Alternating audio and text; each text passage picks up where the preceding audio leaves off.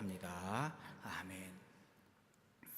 우리 기독교는 본질적으로 복음 전도, 즉 복음을 전하는 일과 분리해서는 생각할 수가 없습니다. 사실 하나님이셨던 분 예수님께서는, 예수 그리스도께서도 바로 이 땅에 오신 목적이 복음 전파가 그 목적이었습니다. 그래서 예수님의 공생애를 시작하는 그 나사렛에서 설교를 기록하고 있는 누가복음 본문에 의하면 누가복음 4장 18절 19절에 보면 주의 성령이 내게 임하셨으니 이는 가난한 자에게 복음을 전하게 하시고 내게 기름을 부으시고 나를 보내사 포로된 자에게 자유를, 눈먼 자에게 다시 보게 함을 전파하며 눌린 자를 자유롭게 하고 주의 은혜의 해를 전파하게 하려 하십니다 라고 주님께서 자신이 오신 목적을 말씀해 주고 있는 것입니다. 즉 복음 전파가 예수님이 이 땅에서 가장 중요하게 생각하신 것이었다라고 하는 것입니다. 그래서 자신의 제자들에게 복음 전파의 사명을 가장 중점적으로 가르쳐 주셨습니다. 그래서 오늘 본문에서도 예수님이 70명의 제자들을 각 동네와 각 지역으로 둘씩 짝지어 보내면서 복음을 전하도록 그렇게 하셨습니다. 이 제자들에게 당부하시는 예수님의 말씀, 바로 복음을 전하는 우리들, 또 우리를 부르시고 우리 복음 전하는 일에 우리를 맡겨주시고 복음을 들고 나가도록 우리를 파송하시는 그 우리들에게 주님께서 주시는 그런 명령으로 받아들여야 할 것입니다. 오늘 우리에게 들려주시는 말씀인 것입니다. 이 말씀을 통하여 정말 오늘 우리 복음 전도자로 부름받은 우리들, 하나님의 명령을 맡은 우리들 어떤 자세로 어떻게 주의 말씀을 전할까, 여러분 함께 마음에 새길 수 있는 그런 귀한 시간 될 수 있기를 주님의 이름으로 간절히 부탁을 드립니다. 복음서를 자세하게 읽어보시면요, 예수님께서는 사람들을 대상으로 하시는 일을 크게 세 가지로 정리할 수 있습니다. 그것은 첫 번째로 부르심입니다. 주님께서 세상에 묻혀 살던 우리들을 주님의 제자로 부르십니다. 그리고 주님은 세우세요. 주님 앞에 나온 사람들을, 주님의 제자가 된 사람들을 가르치시고 훈련시키셔서 주님의 일꾼으로 세우십니다. 근데 세우시는 것도 그치는 것이 아니라 다시 보내십니다. 파송이라 그렇게 얘기를 하죠. 다시 보내십니다. 훈련받은 사람들을 사도로 세우셔서 세상에 파송하신 것입니다. 이 일들은 지금도 계속되고 있습니다. 주님의 몸인 교회를 세우시고 교회를 통해서 이 일을 계속하고 계시는 것입니다. 우선 부르십니다. 주님께서 세상에 묻혀 살던, 주님과 무관한 삶을 살던 우리들을 택하셔서 부르셨습니다. 그래서 교회에 나오게 된 것 아니겠습니까? 그뿐 아니라 매주일 또 매 시간 예배 자리로, 봉사와 헌신의 자리로 우리를 부르십니다. 그래서 우리가 주 앞에 서게 된 것이에요. 근데 주님께서는요, 부르신 자들을 또 세우세요. 교회의 말씀을 통해서, 성경 공부를 통해서, 또 하나님의 봉사를 통해서, 헌신을 통해서, 선교를 통해서 주님께서 주님의 제자로 세우시는 것입니다. 훈련시키신다라고 하는 사실입니다. 주님께서 주님의 사람으로 빚어주신다라고 하는 사실입니다. 그리고 주님께서 보내세요. 주님께서 다시 세우신 사람들을 세상으로 파송하시는 것입니다. 주님을 대신해서 주의 일을 하도록 보내시는 것입니다. 그래서 우리는 저 세상을 향해 나아가도록 주님께서 우리를 부르시고 세우시고 다시 파송시키시는 것입니다. 근데 우리가 종종 잊어버리고 있는 것이 참 많아요. 우리가 보내심을 받은 사람이라고 하는 사실을 잊어버리는 거예요. 우리가 부르시는 것은 알아요. 죄 많은 우리들, 정말 죄악 가운데 있는 우리들을 주님께서 부르셨다는 사실 감사하고 감격해하는 그러한 것입니다. 많은 성도들이 자격 없는 내가 주님의 은혜로 주님 앞에 나왔다고 고백하고 감사하고 감격합니다. 그리고 주님 앞에 나와서 예배드리고 말씀 듣는 일 아주 귀하게 여깁니다. 말씀 듣기 위해 나왔다라고 고백하는 사람들 참 많습니다. 근데 돌아갈 때 주님께서 나를 세상으로 보내셨다라고 고백하는 사람들이 그렇게 많지가 않은 것 같아요. 대부분의 경우 파송자의 의식, 사명의식이 희박하다는 것입니다. 예배 순서에도요, 점점 세상으로 파송하는 그런 순서가 없어졌어요. 저만 해도 그래요. 저도 항상 파송의 말씀 준비해놓고는요 안 해요. 잊어버려요. 시간이 너무 기니까 빨리 다 하나씩 없애버리는 거예요. 주님께서 우리를 부르신 목적이 바로 저 세상을 향해 나아가도록 우리를 보내셨다고 하는 사실, 그 사실을 우리가 잊어버린다라고 하는 사실. 여러분, 주님께서 우리를 저 세상으로 보내신다는 사실, 세상에서 할 일을 맡겨주셨다는 사실 잊지 말아야 합니다. 그렇습니다. 우리가 복음 전도자로 부름 받았다는 사실 잊지 말아야 합니다. 주님께서 우리를 부르셨다고 하는 사실, 그리고 우리를 세상으로 보내신다고 하는 사실, 그 사실을 잊지 말아야 합니다. 그래서 우리는 기도해야 하는 거예요. 주님께서 2절 벌써 보십시오.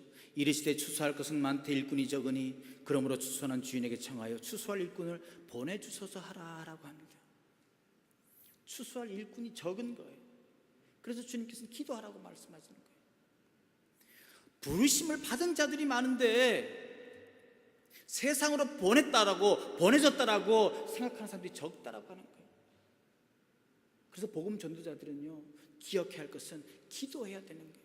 주님, 우리들에게 일꾼을 보내주시옵소서. 주님, 우리와 함께 일할 사람들을 보내주시옵소서. 추수할 일꾼이 적습니다. 주님, 일꾼을 보내주시옵소서. 기도해야 한다라고 하는 거예요. 그래서 복음 전도자의 첫 번째는요, 기도하는 거예요. 주여, 일꾼을 보내주시옵소서. 함께 동력할 사람들을 보내주시옵소서. 저렇게 일터가 많은데 아직 일꾼이 없습니다. 추수할 것이 너무 많은데 일꾼이 없습니다. 기도하라는 거예요. 1절에 보면요, 주님께서 따로 70인을 세웠다라고 되어 있어요. 따로 70인을 세웠어요. 여기 따로라고 하는 말, 주님께서 이번에는 다르게 하셨다라고 하는 거예요. 그 전에 구장에 보면, 누가복음 9장에 보면 예수께서 12제자를 불러 모으사 모든 귀신을 제어하고 병을 고치는 능력과 권세를 주시고 하나님의 나라를 전파하며 앓는 자를 고치게 하려고 내어 보내셨다라고 말씀하셨습니다. 예수께서 12제자를 부르시고요, 그들에게 능력을 주셔가지고 복음을 전파하도록, 하늘나라를 선포하도록, 앓는 자들을 고치도록 그들에게 능력과 권세를 주셔서 보내셨다라고 했어요. 근데 오늘 본문에는 따로라고 했어요. 따로, 달리. 개역성경에 보면 달리라고 표현하고 있습니다. 그것과는 다르게 또 보내셨다는 것입니다. 다시 말해서 주님께서 12명의 제자들 사도로 세우시고 세상에 보내신 것과는 다르게 70명의 사람들을 세상에 세우셔서 세상으로 보내셨다고 하는 거예요. 여기서 우리가 어떻게 말씀을 해석할 수 있을까요? 어쩌면요, 세상에 나가서 주의 일을 감당하는 것은 꼭 전임 사역자들만 하는 게 아니라고 하는 것 아니겠습니까? 목사나 전도사와 같은 교역자들만의 일이 아니라는 말입니다. 그뿐 아니라 기름 부어 따로 세우신 항존직들만의 일이 아니다는 얘기입니다. 안수받아 특별하게 세움받은 장로님들, 안수집사님들, 권사님들, 이분들만의 일이 아니라는 말입니다. 구원받은 성도라면 누구나가 세상으로 보내심을 받았다는 사실을 따로 70인을 세웠다고 하는 말씀에서 우리가 생각해 볼 수 있지 않을까요? 여기 보십시오. 70인의 이름 소개되어 있습니까? 아니요. 12명의 제자들은요, 아주 세밀하게 한 사람 한 사람 이름을 다 불러주셨어요. 다 기록하고 있습니다. 근데 70인들은요, 무명의 용사들입니다.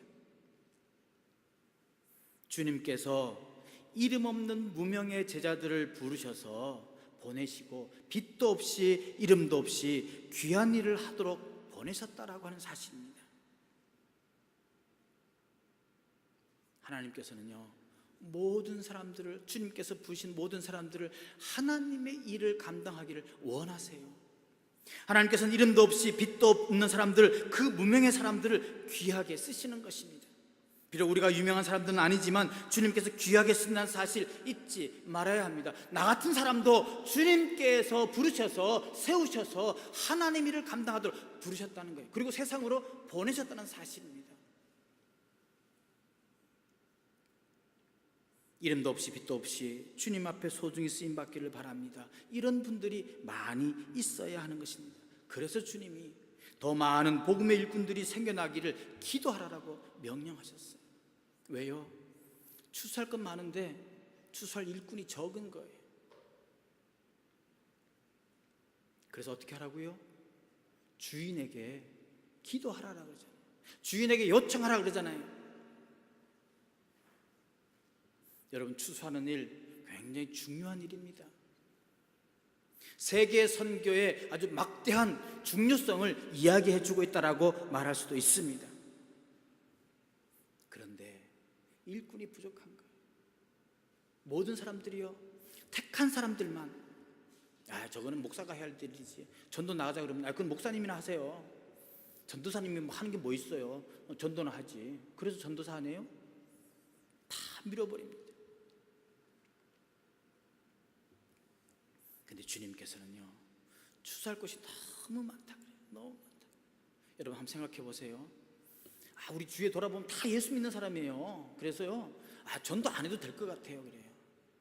진짜요. 저희들 만나는 사람들 전부 예수 믿는 사람들이에요. 예수 안 믿는 사람 거의 없는 것 같아요. 근데요, 계산해 보세요.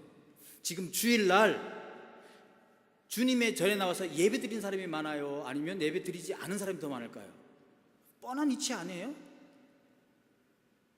그래서 주님께서는 추수할 것이 많은데 추수할 일꾼이 적다라고. 그러니까 기도하라는 거예요. 일꾼을 보내달라고 기도하라는 거예요. 보내심을 받은 우리들이 먼저 해야 될 것은 기도하라는 거예요. 일꾼을 보내달라고 기도하라는 거예요. 함께 일할 사람들 주님 보내주시옵소서.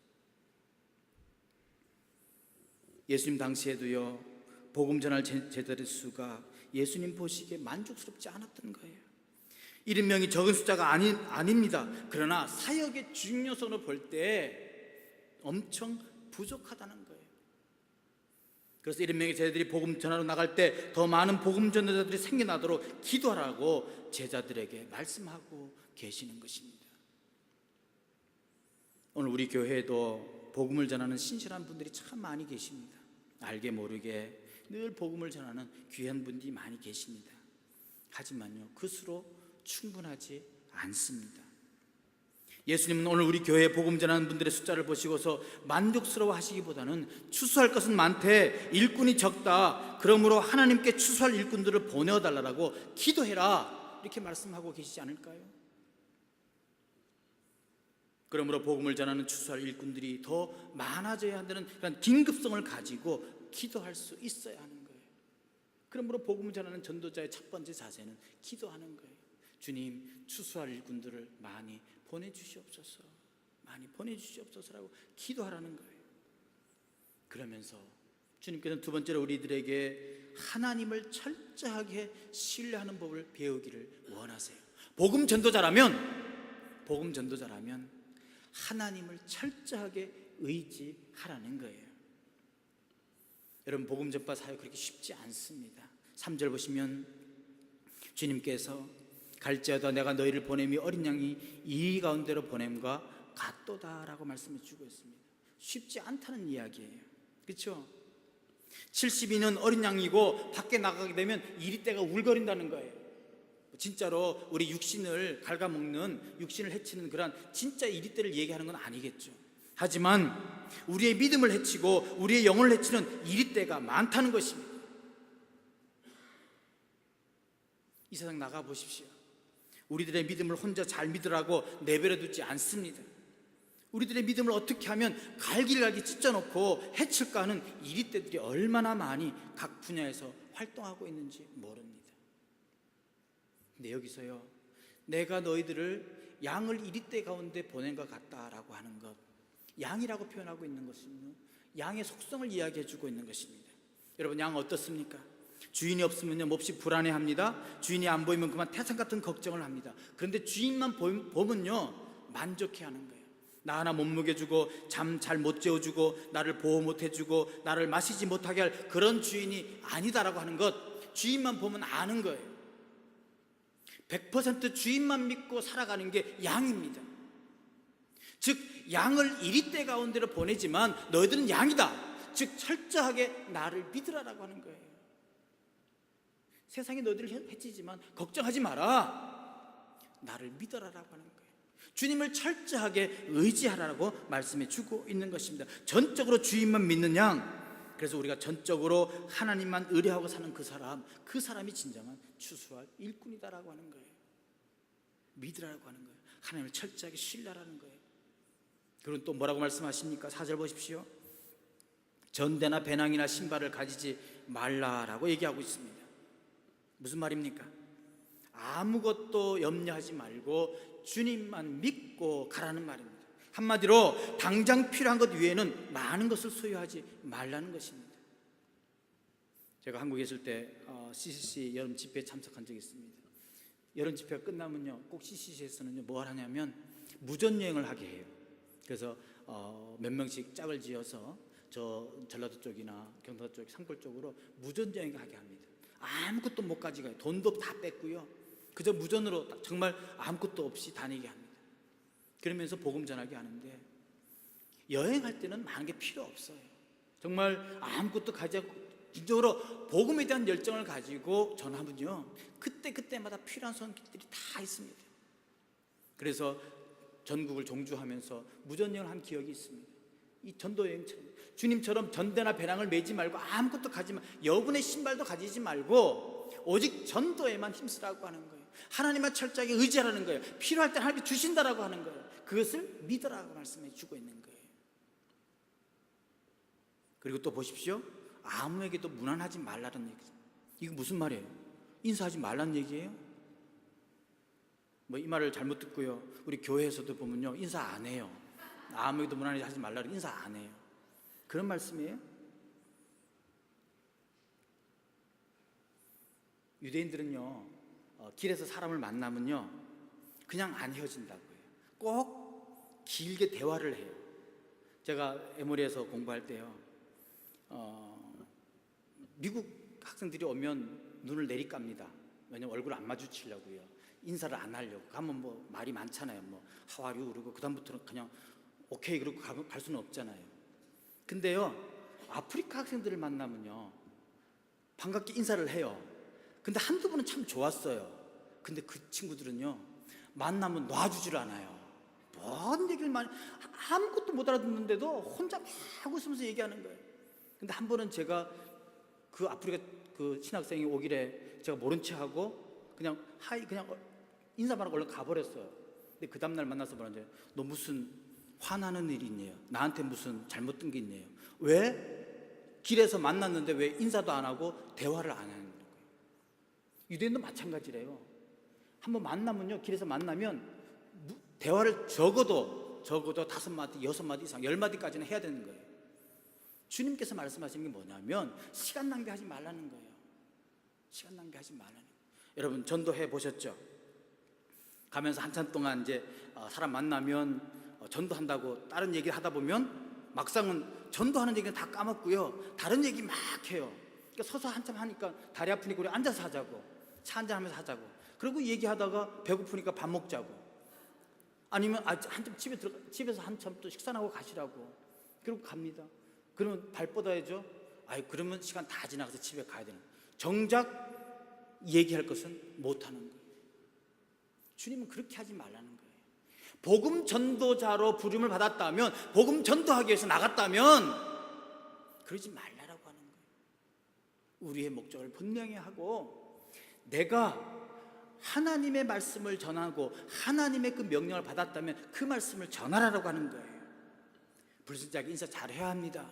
그러나 쓸데없이 시간을 낭비하지 말라는 거예요. 이 말씀 전적으로 하나님을 의지하라는 거예요. 혹시나요, 인사 안 하고 가고 저 사람이 시험 들까 걱정하지 말라는 거예요. 하나님을 의지하라는 거예요.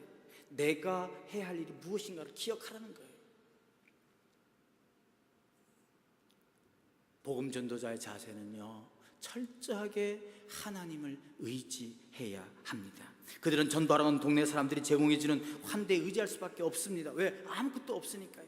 전도 여행 중에 저희들이 실제로 겪게 될 이런 돈과 음식과 의복과 관련된 위협과 위험, 저희들은 잘 알게 됩니다. 근데 예수님 말씀 따라가면요, 철저하게 하나님만 의지할 수밖에 없는 거예요. 그걸 배우라는 거예요. 복음 전도자는 다른 거 생각하지 말라는 거예요. 하나님만 철저하게 의지하고 나아가라는 거예요. 자신들을 추수하는 일꾼으로 부르시고 파송하신 주인 하나님만을 믿고 의지해야 한다는 사실을 오늘 말씀을 통해 비추는 거예요. 양의 자세를 가져라. 주인만 철저하게 믿는 양의 자세를 가져라. 전대나 배낭이나 신발 가지지 마라. 하나님께서 공급하심을 믿어라. 그리고 무난하지 말고 시간 낭비하지 말고 철저하게 하나님을 의지해서 하나님이 하신 일을 보아라라고 우리들에게 말씀해 주고 있는 거예요. 그러므로 두 번째는 복음 전도자 가질 자세, 바로 철저하게 하나님만을 의지하라는 이야기입니다. 마지막 세 번째는요, 주님은 복음 전도자라면 결과에 연연하지 말라라고 하는 이야기입니다. 10절 보십시오. 어느 동네에 들어가든지 너희를 영접하지 아니하거든 그 거리로 나와서 말하되, 11절입니다. 너희 동네에서 우리 발에 묻은 먼지도 너희에게 떨어버리노라. 그러나 하나님의 나라가 가까이 온 줄을 알라 하되라고 말씀해 주고 있습니다. 여기 보면요, 그 당시도 복음 전도자들을 영접하지 않을 것이다 라고 하는 것을 말씀해 주고 있습니다. 우리 지난 시간에 말씀하지 않았습니까? 거부하는 사람들이 많다라고 하는 거예요. 복음을 거부하는 사람들이 많다라고 하는 거예요. 실망하지 말라는 거예요. 당연히 있는 현상이다라고 하는 거예요. 근데 오히려 그들에게 저주하지 말라고 하는 거예요. 심판은 하나님의 소관이에요. 결과는 하나님의 소관이니까 그것과 상관하지 말고 너희들은 너희들의 해야 할 일을 감당하라라고 얘기하는 것이에요. 예수님의 말씀은 복음을 전하는 일이 반드시 긍정적인 결과만 있지 않을 것이라는 말씀입니다. 여러분, 고구마 전도왕 우리 김기동 집사님, 지금은 목사님 되셨죠. 김기동 목사님이 그런 얘기 하셨잖아요. 전도할 때 어떻게 하라고요? 찔러보라고요. 그래서 젓가락이 안 들어가면 뭐예요? 아직 안 익은 거예요. 그러니까 그때는 그냥 전하지 말라는 거예요. 푹 익으면 그때 얘기하라는 거예요.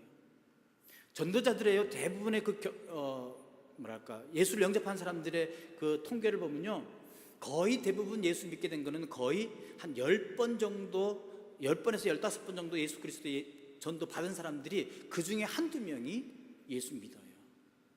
그러니까 그만큼 힘들다고 하는 거예요. 전도하는 거 그렇게 쉽지 않다라고 하는 거예요. 근데요, 내가 한번 전하면 그냥 하늘이 뒤집듯이 그 자리에서 금방 예수 영접하고 주님께로 올 줄 알아요. 그렇지 않아요. 그렇지 않아요. 여러분, 제가요 경기도 포천에서 한 7년 동안 10년 동안 전도했잖아요. 저 능력이 많은 사람이에요. 이래봬도요. 근데 10년 동안요 몇 명 전도한 줄 아세요? 12명이에요. 12명. 제가 미국 올 때요 12명밖에 없었어요. 그럼 저 사표 내야 되는 거 아니겠어요? 목사가 돼가지고 10년 동안 했는데 12명밖에 전도 못했다라고 하는 거, 그만큼 힘든 거예요. 제가 처음에 90년대 들어갔는데요, 예수의 예자도 모르는 사람이 전부예요.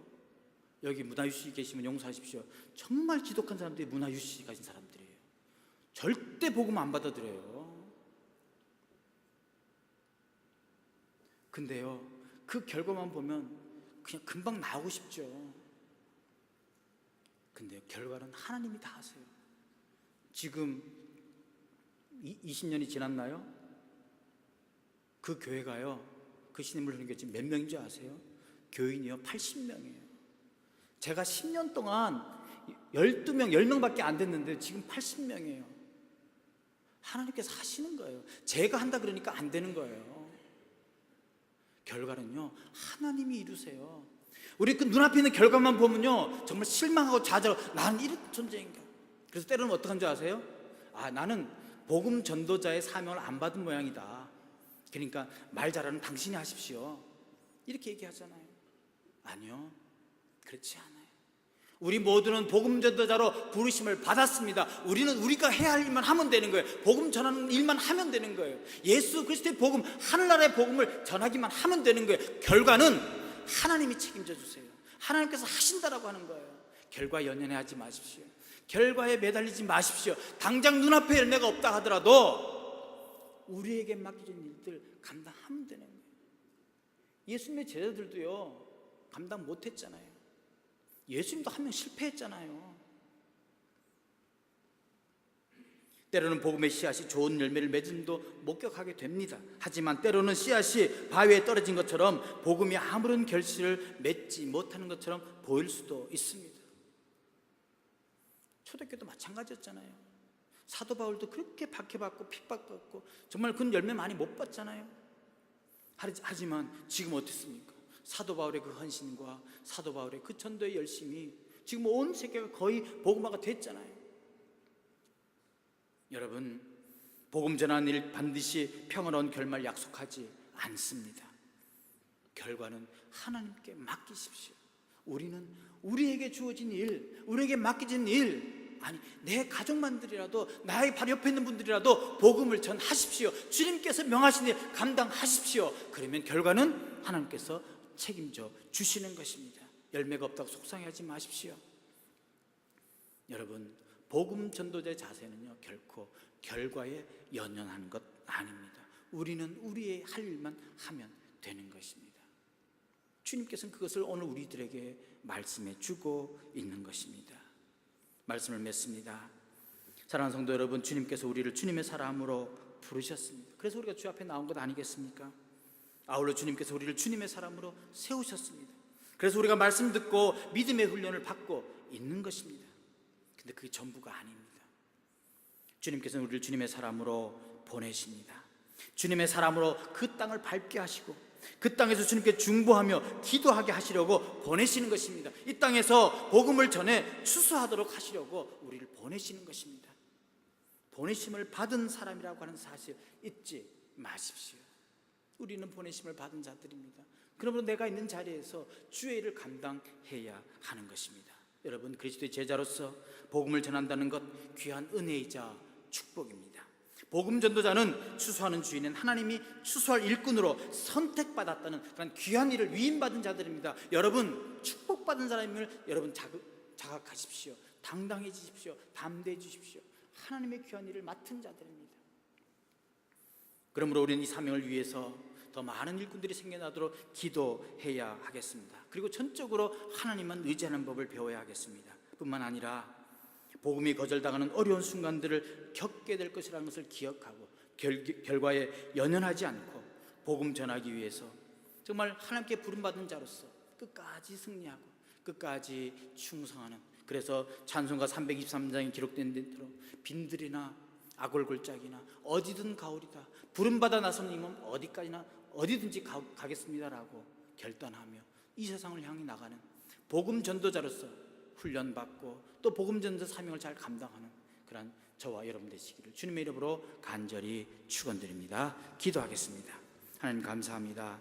부족한 저희들을 불러주셔서 주님의 제자로 삼아주시고 주님의 일꾼으로 삼아주시고 무엇보다도 저 세상으로 향하여 보내심을 받은 일꾼 되게 하시니 참으로 감사합니다. 주님, 저희들에게 맡겨진 사명 잘 감당하기를 원합니다. 성령 충만케 하여 주시옵시고 언제 어디에선 기도하며 하나님을 철저하게 의지하며 결과에 연연하지 않고 저희들에게 주어진 귀한 사명을 끝까지 잘 감당하는 저희들 되게 도와 주시옵소서. 충성스러운 주의 일꾼 되게 하옵소서. 예수 그리스도의 이름으로 간절히 기도합니다. 아멘. 우리 성찬식 거행하도록 하겠습니다.